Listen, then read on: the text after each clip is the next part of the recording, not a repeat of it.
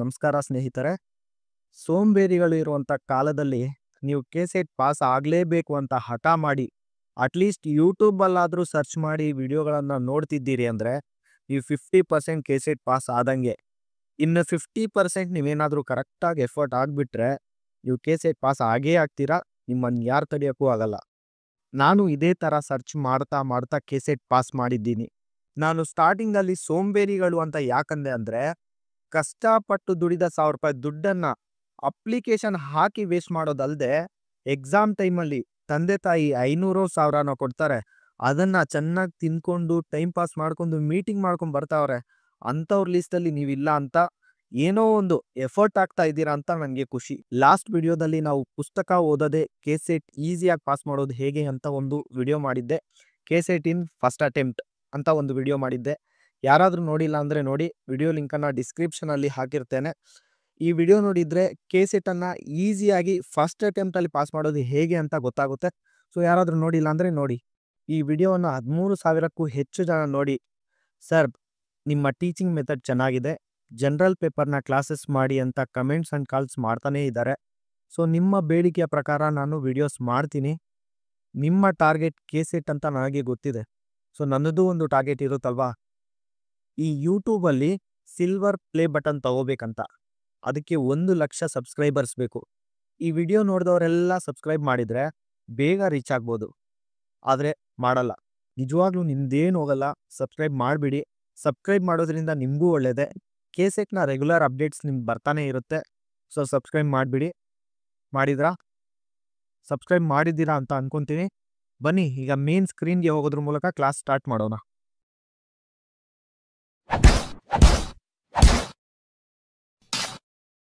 ಸ್ನೇಹಿತರೆ, ಈ ವಿಡಿಯೋದಲ್ಲಿ ನಾವು ಕೆಸೆಟ್ನ ಪೇಪರ್ 1 ಆದಂತಹ ಜನರಲ್ ಪೇಪರ್ನ ಸಿಲೆಬಸ್ಸನ್ನು ಅರ್ಥ ಮಾಡಿಕೊಳ್ಳೋಣ. ಅದಾದಮೇಲೆ ಟಾಪಿಕ್ ವೈಸ್ ನೋಟ್ಸ್ ಮಾಡ್ತಾ ಪ್ರೀವಿಯಸ್ ಇಯರ್ ಕ್ವಶನ್ಸ್ ಮಾಡ್ತಾ ಹೋಗೋಣ. ನಿಮಗೆಲ್ಲ ಗೊತ್ತಿರೋ ಹಾಗೆ ಜನರಲ್ ಪೇಪರ್ನಲ್ಲಿ 10 ಟಾಪಿಕ್ಸ್ ಇರುತ್ತೆ. ಅದರಲ್ಲಿ ಮೊದಲನೇದೇ ಟೀಚಿಂಗ್ ಆಪ್ಟಿಟ್ಯೂಡ್, ಬೋಧನಾ ಸಾಮರ್ಥ್ಯ. ಇದರಲ್ಲಿ ಒಂದು 5 ಟಾಪಿಕ್ಸ್ ಬರುತ್ತೆ. ಈ 5 ಟಾಪಿಕ್ಸ್ನ ಕರೆಕ್ಟಾಗಿ ಓದ್ಕೊಂಡ್ರೆ ಈ ಟಾಪಿಕೇ ಮುಗಿಯುತ್ತೆ. ಇದರಲ್ಲಿ ಮೊದಲನೆಯದು ಬೋಧನೆಯ ಹಂತಗಳು, ಲೆವೆಲ್ಸ್ ಆಫ್ ಟೀಚಿಂಗ್. ಎರಡನೇದು ಬೋಧನೆಯ ವಿಧಾನಗಳು, ಟೀಚಿಂಗ್ ಮೆಥಡ್ಸ್ ಯಾವ್ಯಾವ ರೀತಿ ಇರುತ್ತೆ ಅಂತ. ಮೂರನೇದು ಮೌಲ್ಯಮಾಪನ ವ್ಯವಸ್ಥೆಗಳು, ಇವ್ಯಾಲ್ಯೂಯೇಷನ್ ಸಿಸ್ಟಮ್ಸ್. ನಾಲ್ಕನೇದು ಸ್ವಯಂ ಅಂದರೆ ಏನು, ಸ್ವಯಂ ಪ್ರಭಾ ಅಂದರೆ ಏನು, ಮೂಕ್ ಅಂದರೆ ಏನು, ಇದ್ರ ಬಗ್ಗೆ ತಿಳ್ಕೊಬೇಕಾಗುತ್ತೆ. ಸೊ ಕೊನೆ ಟಾಪಿಕ್ ಇದರಲ್ಲಿ ಟೀಚಿಂಗ್ ಸಪೋರ್ಟ್ ಸಿಸ್ಟಮ್ಸ್. ಒಬ್ಬ ಶಿಕ್ಷಕನು ಬೋಧನೆ ಮಾಡ್ತಾ ಇರಬೇಕಾದ್ರೆ ಯಾವ್ಯಾವ ರೀತಿ ಉಪಕರಣಗಳನ್ನ ಯೂಸ್ ಮಾಡ್ತಾನೆ ಅಂತ. ಈ ರೀತಿ 5 ಟಾಪಿಕ್ಸ್ ಓದ್ಕೊಂಡ್ರೆ ಈ ಟೀಚಿಂಗ್ ಆಪ್ಟಿಟ್ಯೂಡ್ ಮುಗಿಯುತ್ತೆ. ಈ ಟಾಪಿಕಿಂದ ನಿಮಗೆ 5 ಕ್ವಶನ್ಸ್ ಬರುತ್ತೆ. ಒಂದು ಕ್ವಶನ್ 2 ಮಾರ್ಕ್ಸ್ಗೆ, ಟೋಟಲ್ ಆಗಿ 10 ಮಾರ್ಕ್ಸ್ ಬರುತ್ತೆ. ಎರಡನೇ ಟಾಪಿಕ್ಕು ರಿಸರ್ಚ್ ಆಪ್ಟಿಟ್ಯೂಡ್, ಸಂಶೋಧನಾ ಸಾಮರ್ಥ್ಯ. ಸಂಶೋಧನೆಯ ಹಂತಗಳು ಯಾವ್ದ್ಯಾವುದು, ಸಂಶೋಧನೆಯ ವಿಧಾನಗಳು ಯಾವ ರೀತಿ ಇರುತ್ತೆ, ಸಂಶೋಧನೆಯಲ್ಲಿ ICT ಅಂದರೆ ಇನ್ಫಾರ್ಮೇಷನ್ ಆ್ಯಂಡ್ ಕಮ್ಯುನಿಕೇಷನ್ ಟೆಕ್ನಾಲಜಿಯ ಅನ್ವಯ ಯಾವ ರೀತಿ ಆಗುತ್ತೆ, ಸಂಶೋಧನೆಯಲ್ಲಿ ಎಥಿಕ್ಸ್ ನೀತಿಶಾಸ್ತ್ರನ ಯಾವ ರೀತಿ ಬಳಸ್ತಾರೆ, ಇದೆಲ್ಲ ಓದ್ಕೋಬೇಕಾಗುತ್ತೆ. ಈ ಟಾಪಿಕಿಂದನೂ ನಿಮಗೆ 10 ಮಾರ್ಕ್ಸ್ಗೆ ಬರುತ್ತೆ. ಮೂರನೇ ಟಾಪಿಕ್ಕು ಕಾಂಪ್ರಿಹೆನ್ಷನ್, ಗ್ರಹಿಸುವಿಕೆ. ಅಂದರೆ ಒಂದು ಪ್ಯಾಸೇಜ್ ಕೊಟ್ಟಿರ್ತಾನೆ, ಆ ಪ್ಯಾಸೇಜ್ನ ಓದ್ಕೊಂಡು ಕೆಳಗಿನ ಪ್ರಶ್ನೆಗಳಿಗೆ ಉತ್ತರಿಸಿ ಅಂತ ಕೇಳ್ತಾನೆ. ಸೊ ಇದು 10th ಕೇಳ್ತಾ ಇದ್ನಲ್ಲ ಈಸಿಯಾಗಿ ಒಂದು ಲೈನ್ ಓದ್ಕೊಬಿಟ್ರೆ ನೆಕ್ಸ್ಟ್ ಏನು ಬರುತ್ತೆ ಅಂತ ಗೊತ್ತಾಗ್ಬಿಡೋದಕ್ಕೆ. ಆ ರೀತಿ ಬರಲ್ಲ, ಇನ್ನೂ ಟಫಾಗಿ ಬರುತ್ತೆ. ಅದು ನಾನು ಯಾವ ರೀತಿ ಅಂತ ಓದ್ಕೋಬೇಕು ಅಂತ ನಾನು ವಿಡಿಯೋಸಲ್ಲಿ ಹೇಳ್ತೀನಿ. ನೆಕ್ಸ್ಟ್ ವಿಡಿಯೋಸ್ ಬರುತ್ತೆ, ವೆಯ್ಟ್ ಮಾಡಿ. ನಾಲ್ಕನೇ ಟಾಪಿಕ್ಕು ಕಮ್ಯುನಿಕೇಷನ್, ಸಂವಹನ. ಇದರಲ್ಲೂ ಸಹ ಸೇಮ್ ವಿಧಗಳು, ಲಕ್ಷಣಗಳು ಈ ರೀತಿ ಓದ್ಕೋಬೇಕಾಗುತ್ತೆ. ಇದರಲ್ಲಿ ವಿಶೇಷವಾಗಿ ಮಾಸ್ ಮೀಡಿಯಾ ಆ್ಯಂಡ್ ಸೊಸೈಟಿ ಇದನ್ನು ಓದ್ಕೋಬೇಕಾಗುತ್ತೆ. ಇದರಲ್ಲೂ ಸಹ ಒಂದು 8ರಿಂದ 10 ಮಾರ್ಕ್ಸ್ ಬರುತ್ತೆ. ಐದನೇ ಟಾಪಿಕ್ಕು ಮ್ಯಾಥಮೆಟಿಕಲ್ ಆಪ್ಟಿಟ್ಯೂಡ್, ಗಣಿತದ ಸಾಮರ್ಥ್ಯ. ಇದರಲ್ಲಿ number series, letter series, time and distance, ಅದೇ ರೀತಿ ಪರ್ಸೆಂಟೇಜ್. ಒಂದು ತರಗತಿಯಲ್ಲಿ ಕನ್ನಡ ಓದೋರು ಇಷ್ಟಿರ್ತಾರೆ, ಇಂಗ್ಲೀಷ್ ಓದೋರು ಇಷ್ಟಿರ್ತಾರೆ, ಹಾಗಾದರೆ ಹಿಂದಿ ಓದೋರು ಎಷ್ಟಿರ್ತಾರೆ ಅಂತ ಪ್ರಶ್ನೆಗಳು ಬರುತ್ತೆ. ಸೊ ಇದರಲ್ಲಿ ಕೊನೆ ಟಾಪಿಕ್ಕು ರಿಲೇಷನ್ಶಿಪ್ಸು. AU-Bಯ ತಂದೆ, CU-Aಯ ಹೆಂಡತಿ, ಹಾಗಾದರೆ BU-Cಗೆ ಏನಾಗ್ತಾರೆ, ಈ ರೀತಿ ಪ್ರಶ್ನೆಗಳು ಬರುತ್ತೆ. ಸೊ ಈ ಮ್ಯಾಥಮೆಟಿಕಲ್ ಆಪ್ಟಿಟ್ಯೂಡ್ಗೆ ಸಂಬಂಧಪಟ್ಟಂಗೆ ಡೀಟೇಲ್ಡ್ ಕ್ಲಾಸ್ ಮಾಡ್ತೀನಿ. ಇದರಲ್ಲೂ ಸಹ ನಿಮಗೆ 10ರಿಂದ 14 ಮಾರ್ಕ್ಸ್ ಬರುತ್ತೆ. ಆರನೇ ಟಾಪಿಕ್ಕು ಲಾಜಿಕಲ್ ರೀಸನಿಂಗ್, ತಾರ್ಕಿಕ ಸಾಮರ್ಥ್ಯ. ಇದರಲ್ಲಿ ಅನಾಲಜೀಸು, ವೆನ್ ಡಯಾಗ್ರಾಮ್ಸು, ಪ್ರಮಾಣಸ್ ಮೇಲೆ ಪ್ರಶ್ನೆಗಳು ಬರುತ್ತೆ. ಈ ಟಾಪಿಕ್ಕಿಂದನೂ ನಿಮಗೆ ಒಂದು 8ರಿಂದ 10 ಮಾರ್ಕ್ಸ್ ಬರ್ಬೋದು. 7ನೇ ಟಾಪಿಕ್ಕು ಡಾಟಾ ಇಂಟರ್ಪ್ರಿಟೇಷನ್ ಅಂದರೆ ದತ್ತಾಂಶ ವಿಶ್ಲೇಷಣೆ. ಇದರಲ್ಲಿ pie chart, bar graph, line chart, ಈ ಟಾಪಿಕ್ಸ್ ಮೇಲೆ ನಿಮಗೆ ಪ್ರಶ್ನೆಗಳು ಬರುತ್ತೆ. ಇದರಿಂದನೂ ನಿಮಗೆ ಒಂದು 8ರಿಂದ 10 ಮಾರ್ಕ್ಸ್ ಬರುತ್ತೆ.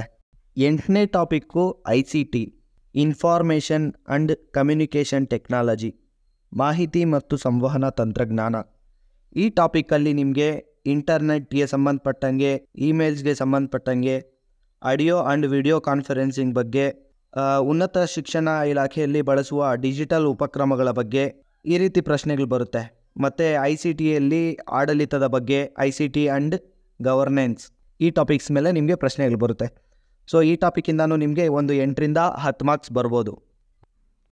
9ನೇ topic people development and environment.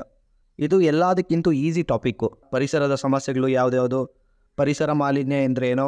ಇದರಲ್ಲಿ ನಾವು ಹೊಸದಾಗಿ ಓದಬೇಕಾಗಿರೋದು ಎನ್ವಿರಾನ್ಮೆಂಟಲ್ ಪ್ರೊಟೆಕ್ಷನ್ ಆ್ಯಕ್ಟ್ 1986, ಪರಿಸರ ಸಂರಕ್ಷಣಾ ಕಾಯ್ದೆ 1986.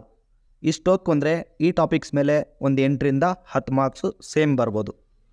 ಕೊನೆ ಟಾಪಿಕ್ಕು 10ನೇ ಟಾಪಿಕ್ಕು ಹೈಯರ್ ಎಜುಕೇಷನ್, ಉನ್ನತ ಶಿಕ್ಷಣ ವ್ಯವಸ್ಥೆ.